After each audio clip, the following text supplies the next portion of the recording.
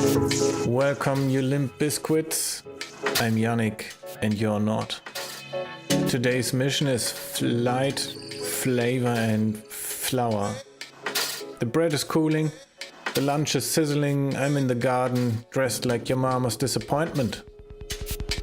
And I'm flying dangerously close to someone who should be monitoring the stove. This is what happens when a hobby chef discovers tiny whooping. Some call it idiotic. I call it cool. I mean cook. I call it cook. I cook. I cook. Yeah. Close prox flying dressed in an apron is a statement. I'm not sure what it says, but it smells like sourdough and risk. Flying analog means no latency, no excuses, and no actual idea where I am.